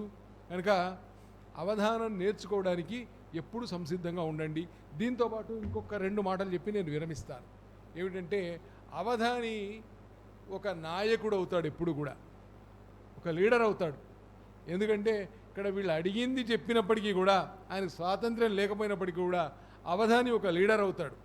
ఎందుకంటే తాను చెప్పింది ఫైనల్. ఆయన నాయకుడే కదా, ఖచ్చితంగా నాయకుడే. అందువల్ల అవధాని ఒక నాయకుడు, అవధాని ఒక మోడరేటర్, అలాగే అవధాని ఒక సంఘ సంస్కర్త, అవధాని ఒక గొప్ప వక్త. ఇవాళ మురళి గారు లాంటి అవధానులు మంచి వక్తలు, అంతేకాదు మంచి ప్రవచనాలు చెప్తారు. వాళ్ళు చెప్పింది అద్భుతంగా ఉంటుంది. ఎందుకంటే వాళ్ళకి ఏకాగ్రమైన బుద్ధి ఉంటుంది కనుక వాళ్ళు విషయాంతర చర్చలు ఉండవు. అందువల్ల వాళ్ళు చెప్పేది లోకానికి అంతా కూడా బాగా నచ్చుతుంది. ఆ విధంగా అవధానం వల్ల మన వ్యక్తిత్వం కూడా అన్ని విధాలుగా వికసిస్తుంది. ఇప్పుడు మీరు ఎక్కడ పనిచేస్తున్నా, ఎక్కడ చదువుతున్నా, మీ టీంలో మీరు గొప్పవాళ్ళు కావాలి అని అంటే మీకు అవధాన విద్య తెలిసి ఉంటే మీరు ఒక ప్రత్యేకమవుతారు. అలా మిమ్మల్ని మీరు మలుచుకోవడానికి, మిమ్మల్ని మీరు గొప్పగా నిలుపుకోవడానికి ఈ అవధాన విద్య బాగా పనికి వస్తుందని ఈ అరగంట 30 గంట సేపు మాట్లాడే అవకాశం నాకు ఇచ్చినందుకు మా మురళి గారికి ధన్యవాదాలు తెలుపుకుంటూ సెలవు. ధన్యవాదాలు సార్. అవధాన విద్యా వికాస పరిషత్తు వ్యవస్థాపక అధ్యక్షులు ఈ 4 సంవత్సరాల్లో ఎంతోమంది విద్యార్థులు అవధానం ఎలా చేయాలి అని నేర్చుకోవడానికి వచ్చారు. కొంతమంది విని వెళ్ళిపోయారు, కొంతమంది నోట్స్ రాసుకొని వెళ్ళిపోయారు, కొంతమంది చూసి వెళ్ళిపోయారు, కొంతమంది కేవలం భోజనం తిని వెళ్ళిపోయారు, కొంతమంది 7 రోజులు కాలక్షేపం చేసి ఇంట్లో భార్యతో గొడవ, 4 శిబిరాలకు వచ్చి ఒక పద్యం కూడా రాయకుండా ఉన్నటువంటి వాళ్ళు ఉన్నారు. 4 శిబిరాలకు వచ్చి ఒక్క పద్యం కూడా రాయకుండా కాలక్షేపం చేసినటువంటి వాళ్ళు ఉన్నారు. అయితే 5వ శిబిరానికి కూడా వాళ్ళకి అవకాశం ఇస్తాం. ఎందుకు నువ్వు 4 శిబిరాల్లో ఒక పద్యం కూడా రాయలేదు కదా, 5వ శిబిరానికి ఏమో మారుతాడేమో అని. నిజానికి మీరు గమనించండి, ఇదేది సులభంగా సాధ్యమయ్యే పని కాదు. ఇంతమంది మనుషుల్ని సంయోజనం చేయడం, ఇంత వ్యవస్థను ఏర్పాటు చేయడం, భోజనాలు ఏర్పాటు చేయడం, వసతి ఏర్పాటు చేయడం. మనం హాయిగా పడుకొని నిద్రపోతున్నాం. నిద్ర లేచేటప్పటికి మనకు ట్యాప్ తిప్పుతూనే నీళ్ళు రావాలి, అంటే రాత్రే ట్యాంక్ ఫుల్ చేసి పెట్టి ఉండాలి. మనం ఏం చేస్తాం, పొద్దున్నే వస్తా స్నానం చేసి అయిన తర్వాత ట్యాప్ తిప్పేసి వస్తాం, అప్పుడు నీళ్ళు రాలేదనేసి. మళ్ళీ మోటార్ వేస్తారు, మనం ఆడ ఉన్నాం, నీళ్ళు పోతూ ఉంటాయి. మళ్ళీ మనం పోయేటప్పటికి నీళ్ళు ఉండవు. మోటార్ వేయలేదా, వేసినారు, నీళ్ళు రాలేదా, వచ్చినాయి. ఇప్పుడు ఉన్నాయా, లేవు. ఇదే అవధాన విద్యా వికాస పరిషత్తు కూడా. మేము చెప్పలేదా, చెప్పినాం. మీరు వినలేదా, విన్నారు. ఇప్పుడు ఉందా, లేదు. మళ్ళీ ఏం చేస్తారు, మళ్ళీ ట్యాప్ ఆన్ చేసి పెట్టేసి వెళ్ళిపోతారు. మళ్ళీ ఇదిగో మల్లికార్జున సార్ వస్తున్నారు, మళ్ళీ ఆయన టైమర్ పెట్టి మళ్ళీ మోటార్ వేస్తారు. అంటే మనం కట్టాల్సిన చోట కట్టకుండా, కట్టకుండా చేయాల్సిన పని చేయకుండా దాన్ని వదిలేసినామంటే ఇలా లాస్ అయిపోతాం. ఇప్పుడు దానివల్ల నీళ్ళన్నీ వృధా పోయినాయి. వృధా పోవడం వల్ల కరెంట్ ఛార్జీ ఒకటి ఎక్కువైంది. ట్యాంక్ నింపాలంటే కరెంట్ ఛార్జీ కావాలి కదా. నీళ్లు వృధా పోయినాయి. వాళ్లకు ప్రయోజనం లేదు, మనకు ప్రయోజనం లేదు, వృధాను అయిపోయింది. ఎవరికీ ఉపయోగపడకుండా వృధా చేయడం వల్ల ఏమైనా ప్రయోజనం ఉందా? అట్లాగే కాలం కూడా మీకు ఉపయోగపడదు. ఈ 7 రోజులు ఇంటి దగ్గర ఉన్నారనుకోండి, ఏదో ఇంట్లో ఉండేటువంటి పాత వస్తువులన్నీ తీసి భోగి మంటల కోసమన్నా రెడీ చేసుకొని ఉండొచ్చు, చెత్త దోసుకొని ఉండొచ్చు, ఇల్లు శుభ్రం చేసుకొని ఉండొచ్చు, ఏమీ లేకపోతే మన ఒళ్ళన్నా శుభ్రం చేసుకొని ఉండొచ్చు. అవి చేయలేదు అంటే ఏమి, మనం కుటుంబానికి ఉపయోగపడలేదు. మరి మనకు ఉపయోగపడుతున్నామా? వదిలేసినామంటే మనకు కూడా ఉపయోగపడం. కాలం వృధా అయిపోతుంది. 7 రోజులు అనేది జీవితంలో చాలా అద్భుతమైనటువంటి కాలం. పైగా ఈ వయసులో యవ్వనంలో 7 రోజులంటే మామూలు విషయం కాదు. ముసలోడికి 7 రోజులు అనుకో, దగ్గుతూ తుమ్ముతూ ఉన్నాడు 7 రోజులు అనుకో, వాడికి గంట గడిచేది ఒక యుగంలాగా అనిపిస్తుంది. కానీ యవ్వనంలో 7 రోజులు అనేది అదొక అద్భుతం, అదొక అమేజింగ్ ఏజ్. ముసలితనంలో కాదు. కాబట్టి ఇది మనం ఒడిసి పట్టుకున్నామంటే ప్రతి క్షణాన్ని విజ్ఞానవంతంగా మార్చాలి. రూల్ ఏంటంటే నువ్వు ప్రతి క్షణం ఆనందంగా బ్రతకాలి. ఇది అల్టిమేట్. ఆనందో బ్రహ్మేతి వ్యజానాత్. నువ్వు ఆనందంగా బ్రతకాలి. ఆనందంగా బ్రతకాలంటే భగవంతుడు, నువ్వు అనుకుంటాడావు సార్ ఆయనకు మేడలు ఇచ్చాడు, ఆయనకు వాహనాలు ఇచ్చాడు, ఈయనకు మిద్దెలు ఇచ్చాడు, ఆయనకు ప్లాట్లు ఇచ్చాడు, ఈయనకు ప్లేట్లు ఇచ్చినాడు, నాకేమి ఇచ్చాడు సార్ అని అనుకుంటున్నావు. నో, భగవంతుడు అట్లా ఎవరికి ఒకటి ఎక్కువ ఒకటి తక్కువ అట్టేమీ లేదు. ఆయన ఏం చేశాడంటే అందరికీ కామన్గా కాలాన్ని ఇచ్చి పంపించాడు, సమయాన్ని అందరికీ సమానంగా ఇచ్చి పంపించాడు. So invest your time and convert it into knowledge and then, note చేసుకోవచ్చు దాన్ని, invest your time and convert it into knowledge and then invest your knowledge and time and convert it into money. ఇప్పుడు invest your money and knowledge and convert it into enjoyment. So అన్నిట్లో common point ఏంటి? Time.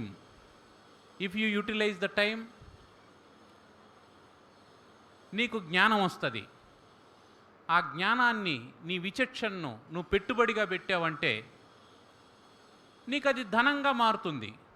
ఆ ధనాన్ని, విచక్షణను, ఇది గుర్తుపెట్టుకోవాలి, ధనాన్ని, విచక్షణను, కాలాన్ని, మూడింటిని పెట్టుబడి పెట్టినావంటే అప్పుడు నీకు ఆనందం దొరుకుతుంది.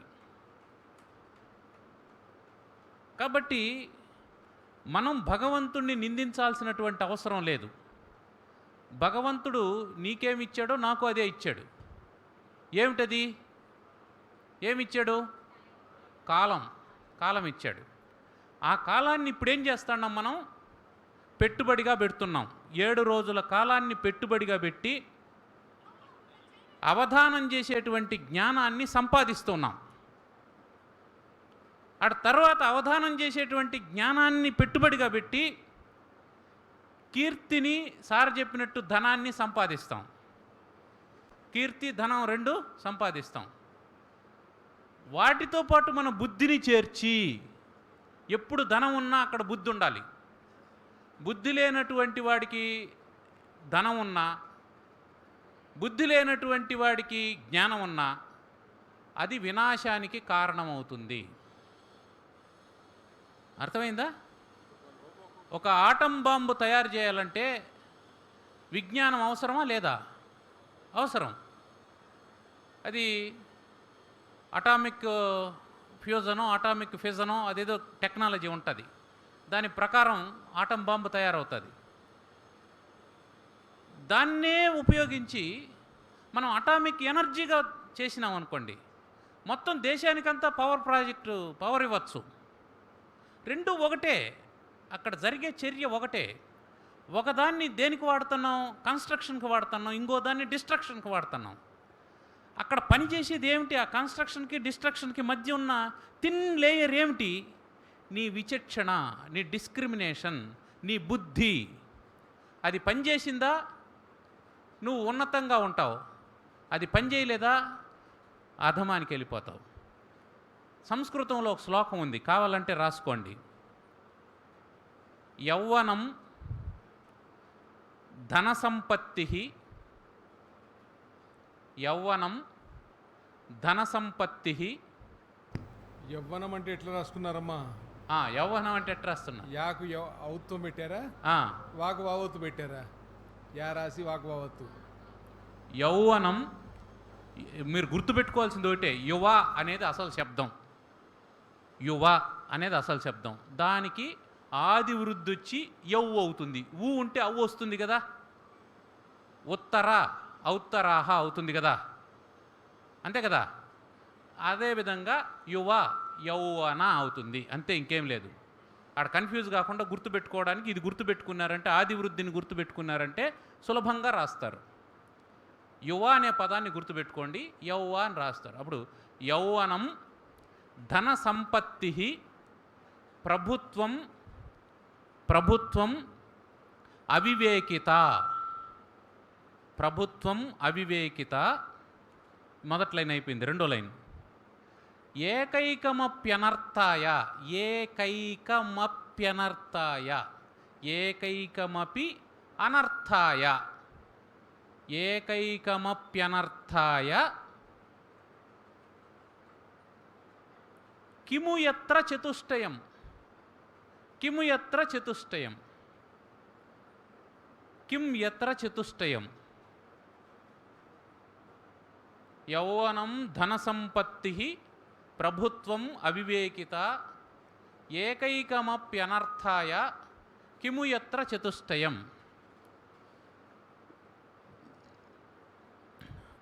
ఒక మనిషికి అనర్థాన్ని చేకూర్చేవి. అర్థం అంటే ప్రయోజనం.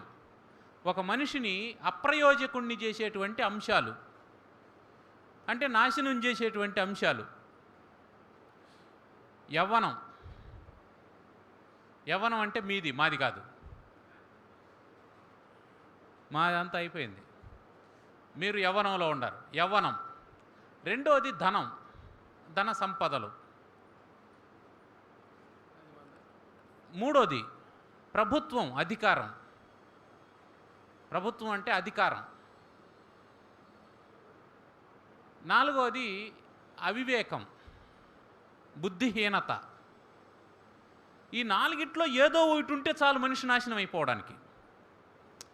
నీకు డబ్బుంటే నాశనం అయిపోవచ్చు, యవ్వనం ఉంటే నాశనం అయిపోవచ్చు, అధికారం ఉంటే నాశనం అయిపోవచ్చు, నీకు బుద్ధి లేకపోతే నాశనం అయిపోతావు.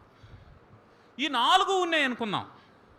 ఏకైకమప్యనర్థాయ, ఒక్కొక్కటే నాశనం అయిపోతావు. నాలుగు ఉంటే కిము ఎత్ర చతుష్టయం. ఇక్కడ చెప్పడానికి వీల్లేదన్నాడు. ఎత్ర చతుష్టయం కిం, నాలుగు ఉండేటప్పుడు ఇంకేం చెప్తావు? నాశనం అయిపోయినావు అని చెప్పడానికి కూడా వీల్లేదు. అంటే దీని అర్థం ఏంటంటే, నీకు యవ్వనం ఉంటే వివేకం ఉండాలి, నీకు ధనం ఉంటే వివేకం ఉండాలి, నీకు అధికారం ఉంటే వివేకం ఉండాలి. కాబట్టి ప్రతిదానికి మనం ఏం జోడించుకోవాలా? వివేకాన్ని జోడించుకోవాలి. ఏంటి వివేకం అంటే? వివేకం అంటే ఏమిటి? What to do, what not to do. Cinema dialogue. ఇప్పుడు చెప్పండి రా అబ్బాయిలు, what to do, what not to do అని అంటారు కదా.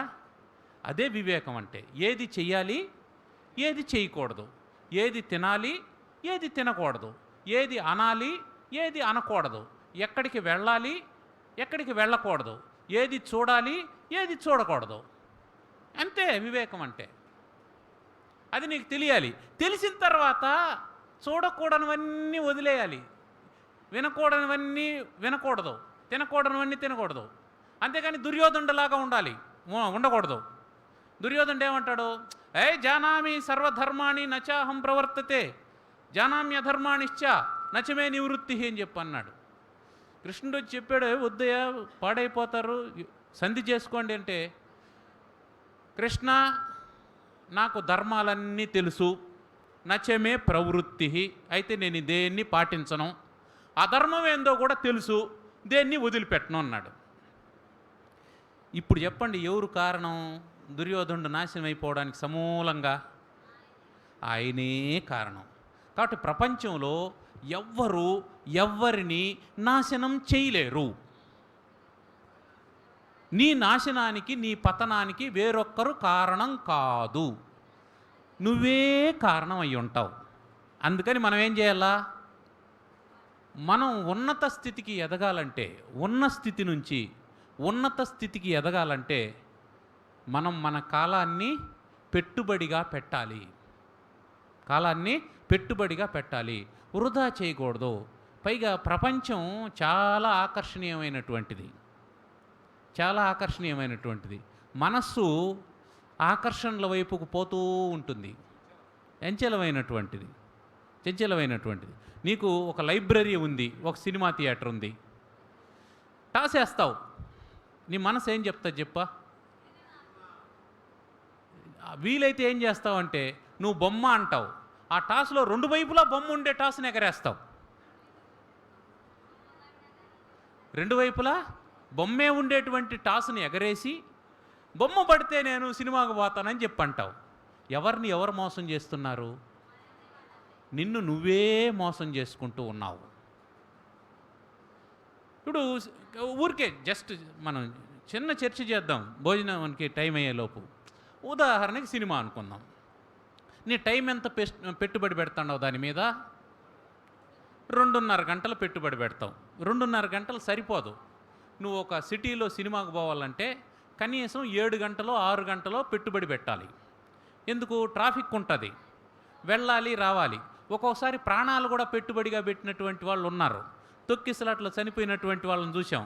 అక్కడేం పెట్టుబడి? ప్రాణం పెట్టుబడి. It's not a joke, it's fact. కాబట్టి నువ్వు ఒక సినిమాకి ఎన్ని గంటలు పెట్టుబడి పెడతావు? 5-6 గంటలు కనీసం పెట్టుబడి పెడతావు. ఇది కాకుండా నీ టైం మాత్రమే కాకుండా, ఎందుకంటే దీనికి విలువ మనకు తెలియదు కాబట్టి, టైం విలువ మనకు తెలియదు కాబట్టి పెట్టుబడి పెట్టేస్తున్నాం. ఇది కాకుండా నువ్వు కష్టపడి సంపాదించిన డబ్బు కాకుండా మీ అమ్మ మీ నాన్న కష్టపడి సంపాదించినటువంటి డబ్బు, నీకు పుస్తకాలకో ఎగ్జామినేషన్ ఫీజుకనో ఇచ్చినటువంటి డబ్బుని తీసుకొని పోయి పెట్టుబడి పెడతావు. అవునా కదా? ఇది కాకుండా నీ ఆరోగ్యాన్ని కూడా పెట్టుబడిగా పెడతావు. నీ ఆరోగ్యం ఏంటి? 2.5 గంటలు ఆ స్క్రీన్ని చూస్తూ అంటావు, ఆ శబ్దాన్ని వింటా అంటావు, డీజే సౌండు. ఆ సౌండ్కి చచ్చిపోయినటువంటి వాళ్ళు కూడా ఉన్నారు. అవన్నీ మీకు తెలియంది కాదు, తెలుస్తూ ఉంటాయి అవన్నీ. సో నీ ఆరోగ్యాన్ని పెట్టుబడి పెడుతున్నావు. ఇక్కడ నీ విచక్షణను కూడా పెట్టుబడి పెడతావు. గుర్తుపెట్టుకో ఈ విషయాన్ని. అక్కడ నువ్వు ఆలోచన చేసేదానికి ఏముండదు. వాడు ఏం చేస్తాడో దాన్ని సమర్థిస్తా అంటాడు. నిజానికి అదేదో ఒక సినిమా వచ్చింది, దాంట్లో డైలాగ్ చెప్తూ ఉంటాడు, ఈ కమిషనర్లు వస్తూ ఉంటారు పోతూ ఉంటారు, చంటిగాడు లోకలు, ఏ కమిషనర్ కూతురు అయితే ప్రేమించదా, కమిషనర్ కూతురు అయితే ప్రేమించదా, పెళ్లి కాదా, మొగుడు రాడా, పిల్లోలు పుట్రా అని అంటారు.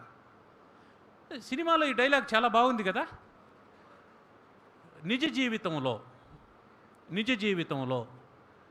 నువ్వు కమిషనర్ ఇంటి కాంపౌండ్ వాళ్ళని టచ్ చేయగలవా?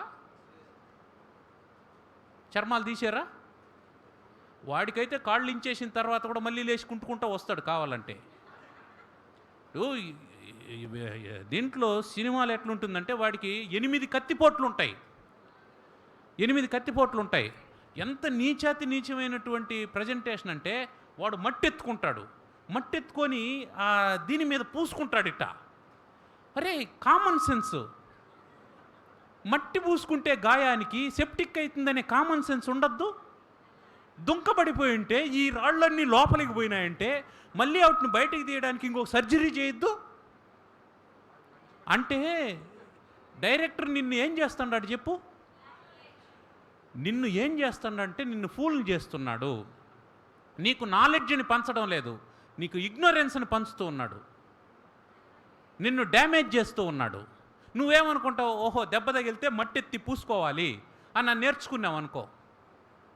ఇంకా ఒకటి నాకు అప్పుడప్పుడు అర్థం కాంది, వాడు బాగుండేటప్పుడు, కాళ్ళు చేతులు బాగుండేటప్పుడు నలుగురు వస్తారు.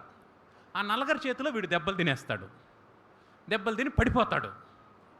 ఓ కత్తిపోటు కూడా ఉంటుంది, కాళ్ళు ఇరిగిపోయింటాయి, రక్తం గారుతా ఉంటుంది చెవుల్లో నుంచి ముక్కుల్లో నుంచి, ఆల్మోస్ట్ అన్కాన్షియస్లోకి వెళ్ళిపోతాడు. అప్పుడు హీరోయిన్ అరుస్తుంది, హీరోయిన్ అరుస్తుంది. అప్పుడు వీడి కనురెప్పలు మెల్లగా తెరుచుకుంటాయి. వాని ముక్కులో నుంచి గాలి నేల మీద తాకుతూ ఉంటుంది. అక్కడ మట్టి పైకి లేస్తూ ఉన్నట్టు మనకు కెమెరా ఫోకస్ చేసి చూపిస్తాడు. ఇంకంతే లేస్తాడు, చేతులు ఇట్టో నేలకేసి అది ఏ అని లేచి అప్పుడు కొడతాడు. కొట్టడం కాదు, అవతల వాడు కొట్టేదానికి వస్తే రారా కొట్రా ఇక్కడ కొట్రా అని గాయం మీద కొట్టించుకుంటాడు, వీడే కొట్టుకుంటాడు. మల్లి గారు చాలా కొత్త సినిమాలు ఫాలో అయినారు. అయిందా? What do you think? Is it knowledge? అర్థమవుతుందా? నువ్వు ఇంత పెట్టుబడి పెట్టి జ్ఞానాన్ని సంపాదిస్తున్నావా, అజ్ఞానాన్ని సంపాదిస్తున్నావా? అర్థమైందా? దీన్ని దేనికోసం నేర్పిస్తాండారు? మీకు ఏం చేద్దామని నేర్పిస్తాండారు? అయిపోదు. మళ్ళీ దీంట్లో ఫ్యాన్స్ అసోసియేషను, మళ్ళీ వాడికి కటౌట్లు కట్టడం, పాలాభిషేకాలు చేయడం, వీడు సంఘాలు ఏర్పాటు చేసుకోవడం, కొట్టుకోవడం, పెట్రోల్ పోసుకోవడం, ఇవన్నీ ఒకటి కాదు. అర్థమవుతుందా మీకు? నేను చెప్పింది అర్థమవుతుందా? ఇప్పుడు ఇవన్నీ మిమ్మల్ని ఎటువైపుకు నడిపిస్తున్నాయి? అజ్ఞానం వైపుకు నడిపిస్తున్నాయి. మీ కాలాన్ని వాడు తీసుకుంటూ వాళ్ళకేమీ నష్టం లేదు. వాళ్ళు వాళ్ళ వ్యాపారం చేసుకుంటున్నారు. సింపుల్ అండి. ఒకే ఒక ప్రశ్న అడిగేస్తాను. మీరందరూ ఒక హీరో ఫ్యాన్స్ అని అనుకుందాం. అంటే మీరు అభిమానులని కదా, ఆయన కోసం ఏమైనా చేస్తారని కదా. ఫ్యాన్స్ షోకి రేటు తక్కువ ఉంటుందా, ఎక్కువ ఉంటుందా? అంటే మీ మీద ఆయనకు అభిమానం ఉందా లేదా? అభిమానం ఉంటే సగం రేటుకి కదా ఫ్యాన్స్ షో వేయాలా. కొట్టండి చప్పట్లో. నిజంగానే మీకు వాళ్ళ మీద అభిమానం ఉందే కానీ రెసిప్రోకల్. వాళ్ళకు మీ మీద అభిమానం కనుక ఉంటే, నా ఫ్యాన్సే నాకు అది అయ్యేటట్టయితే ఫ్యాన్స్ షోకి సగం కదా టికెట్ డబ్బు ఉండాలి. ఎందుకు 100 రూపాయల టికెట్ని 500 చేస్తారు? అంటే మీరు గొర్రెలరా, మీకేమీ తెలియదురా, మీరు మూర్ఖులరా, మీరు రండ్రా, మేము పెట్టుబడి పెట్టాం, ఇచ్చేసి పోండ్రా, మీ కాలాన్ని, మీ శ్రమని, మీ డబ్బును అంతా మేము దోచుకుంటామని చెప్పడానికి ఈ మాత్రం ఇంగిత జ్ఞానం మనకు లేదండి. పనిచేయడం లేదు. కాబట్టి యవ్వనం, ధన సంపత్తి, ప్రభుత్వం, అవివేకిత, ఇవి ఒకటి ఉంటేనే నాశనం అయిపోతాం. ఇప్పుడు అన్నీ కలిసి ఉన్నాయనుకో, ఇప్పుడేమవుతాం? చెప్పడానికి వీలు లేదు. ఇది కష్టమైనటువంటి విషయం మీకు వినడానికి. దీంతోపాటు ఐపీఎల్ మ్యాచ్ కూడా అట్లాంటిదేనైనా.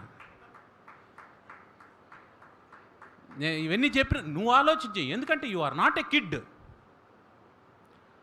వాళ్ళు నువ్వు ఆడు, I will be very happy. పక్కన గ్రౌండ్ ఉంది, బ్యాట్ ఎత్తుకో, బాల్ ఎత్తుకో, పొద్దున్నే పోయి ఆడు, ఫిజికల్ ఫిట్నెస్ వస్తుంది, కాన్సన్ట్రేషన్ పెరుగుతుంది. అంత వేగంతో వచ్చేటువంటి బాల్ని ఎలా కొట్టాలని నీకు కాన్సన్ట్రేషన్ పెరుగుతుంది, ఒక అంచనా వస్తుంది, లైఫ్లో ట్రబుల్ని ఎలా ఎదుర్కోవాలనేటువంటి జ్ఞానం వస్తుంది. వెరీ గుడ్, ఆడు, యూ విల్ బికమ్ ఫిట్. కానీ ఎవడో ఆడేది చూడడం వల్ల నీకేం వస్తుంది?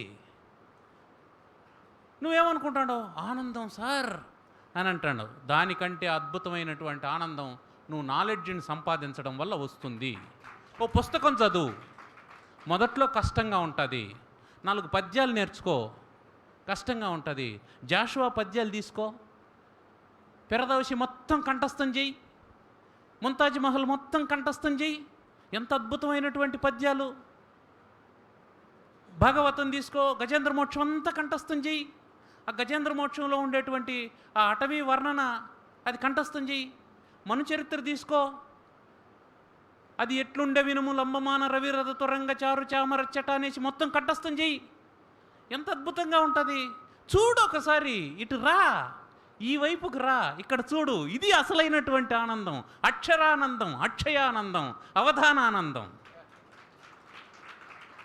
అటువైపు ఏమీ లేదు నాయనా, ఉన్నట్టు భ్రమ నీకు. నువ్వేం చేస్తాండావు? ఎంతసేపు ఎండమావుల్లో నీటి కోసం పరితపిస్తూ ఉండవు. ఎండమావులు తెలుసు కదా మీకు, ఎండాకాలంలో మిరేజెస్ అంటారు, అవి కనిపిస్తూ ఉంటాయి. నువ్వు పోతా ఉంటావు, అవి ఇంకొంచెం దూరం పోతుంటాయి, పోతా ఉంటావు, ఇంకొంచెం దూరం పోతాయి, పోతా ఉంటావు, ఇంకొంచెం దూరం నీ దప్పిక తీరదు, అలసట పెరిగిపోతుంది, ఎక్కడో చోట బోర్ల పడతావు, ఇక లేవు, వడదెబ్బ కొట్టి పడిపోతావు.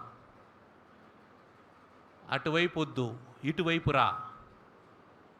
రా. ఇది మామూలు కాదు, మందాకిని ప్రవాహం. ఇది అక్షర మందాకిని ప్రవాహం. దీంట్లోకి రా, ఇక్కడ అవగాహన చెయ్యి. ఒక్కొక్క తీర్థఘట్టం ఒక్కొక్క అవధాని, ఒక్కొక్క తీర్థఘట్టం ఒక్కొక్క కవి, ఒక్కొక్క తీర్థఘట్టం ఒక్కొక్క కావ్యం, ఒక్కొక్క క్షేత్రం ఒక్కొక్క కావ్యం, ఒక ఆముక్తమాల్య చదువు. దాంట్లో ఇమ్మర్స్గా ఆ రసానందాన్ని అనుభవించు. ఎంత అద్భుతంగా ఉంటుంది. నీ వ్యక్తిత్వం పెరుగుతుంది, నీ జ్ఞానం పెరుగుతుంది, నీ అవగాహన పెరుగుతుంది. దాన్ని పెంచుకుంటే ప్రయత్నం చేయాలి. కానీ మన అవగాహనని తగ్గించేటువంటి దానికి మనం పెట్టుబడి పెట్టకూడదు. పైన అక్కడ అదేమిటి రఘువంశం వ్యాఖ్యానంతో ఉంది, కనిపించింది పుస్తకం అని అనుకుందాం. మనం వెంటనే ధర చూస్తాం. అమ్మో 1200 ఉందే, ఏడగొంటాము అని అనుకుంటాం. 1200 టికెట్ పెట్టాడు అనుకుందాం ఫ్యాన్స్ షోకి. అప్పుడు 1200 దొరికితే చాలు అంటాం. ఇప్పుడు 1200 కాకపోతే 1500 ఈ మధ్య ఏమవుతుంది? దొరికితే చాలంటాం. దొరికితే చాలని రఘువంశాన్ని కొను, దొరికితే చాలని ఆముక్తమాల్యదను కొను, ఆ వ్యాఖ్యానం చదువు. నీకు ఉపయోగపడుతుంది, నీ పిల్లలకు ఉపయోగపడుతుంది, నీ మనవాళ్ళకు ఉపయోగపడుతుంది. నువ్వు చూసినటువంటి ఇది నీకే ఉపయోగపడదు. నువ్వు చూసిన సినిమా నీకే ఉపయోగపడదు. నిన్నే తప్పుదారి పట్టిస్తుంది. అది నిన్నే అజ్ఞానంలోకి నెట్టేస్తూ ఉంది. నిన్నే వాస్తవ ప్రపంచం నుంచి దూరంగా తీసుకెళ్తుంది. నిన్ను ట్రబుల్స్లోకి నెడుతుంది. వాస్తవం చెప్పాలంటే నీకు ఫాల్స్ హీరోయిజాన్ని చూపిస్తూ ఉన్నటువంటిది సినిమా. దాని జోలికి వెళ్ళకు. సరే, నేను చెప్పాలి కాబట్టి ఇవన్నీ చెప్పినా మీరు ఆచరించాలని నియమం ఏమీ లేదు. ఆకలిగా ఉండేటప్పుడు ఇంకెంతకంటే ఎక్కువ ప్రబోధం చేయకూడదు. కాబట్టి ఈరోజు మనం మొదటి సెషన్ని పూర్తి చేసుకుంటున్నాం. మళ్ళీ 2:30కు మనకు క్లాస్ ప్రారంభమవుతుంది. మీరు భోంచేసి వచ్చేయాలి. దీన్ని బట్టి మీకు ఏం అర్థమవుతుంది? రాత్రిపూట త్వరగా పడుకోవాలనేది అర్థమవుతుంది. కాబట్టి క్లాస్ వదిలేసిన వెంటనే ఏం చేయాలంటే పడుకొని నిద్రపోవాల. మళ్ళీ పంచాయతీలు పెట్టుకోకూడదు. అర్థమైందా? ఈ వారం రోజులు all panchayats are postponed band అంతే. పంచాయతీలన్నీ వదిలేసి ప్రశాంతంగా పడుకొని నిద్రపోండి. పొద్దున్నే లేయండి, స్నానం చేయండి. 5 గంటలకంతా గురువుగారు వచ్చేస్తారు. రామాయణం క్లాస్ అద్భుతంగా జరుగుతూ ఉంటుంది, వినండి. ఆ తర్వాత ఆనందంగా గడపండి. ఎప్పటి వరకు? రాత్రి 8:30 వరకు. 8:30కు భోంచేసేయండి. భోంచేసిన తర్వాత మళ్ళీ ఒక సాధనావధానం ఉంటుంది. ఆసక్తి ఉండేవాళ్ళు కూర్చోండి. దానివల్ల మీకు ప్రయోజనం ఉంటుంది, మీకు నేర్చుకోవాలనేటువంటి ఇంటెన్షన్ వస్తుంది. అది అయిన తర్వాత 10 గంటలకో 10:30కో అందరూ పడుకుంటాం. సరిపోతుంది. మళ్ళీ 5 గంటలకు లేస్తాం. 5 గంటలు ప్లస్ ఇదొక 1.5 గంట, 6.5 గంట. 6 గంటలే నిద్ర సరిపోతుంది మనకు. అట్లాంటిది ఇంకా 1 గంట ఎక్కువ నిద్రపోతున్నాం. జాగ్రత్తగా నిద్రపోతే మళ్ళీ 1 గంట దాకా మేలుకొని చీట్ల పేకాటలు, దానికి సంబంధించినటువంటి విశేషాలు ఇవన్నీ మాట్లాడుకుంటూ ఉండకూడదు. మాట్లాపేయాలి, మాట్లాపేసి పడుకోవాలి. అర్థమైందా? అవంతా ఏంటి? మన కాలాన్ని హరించేటువంటివి. మనం అక్కడ కాలాన్ని మాత్రమే కాదు, మన ఆరోగ్యాన్ని కూడా ఇన్వెస్ట్ చేస్తున్నాం అనేది గుర్తుపెట్టుకొని మనం ఇప్పటికి సెలవు తీసుకున్నాం. ధన్యవాదాలు. వెళ్ళండి. భోజనాలు సిద్ధంగా ఉన్నాయి. తినేసి ఒకేసారి మళ్ళీ పైకి వెళ్ళండి.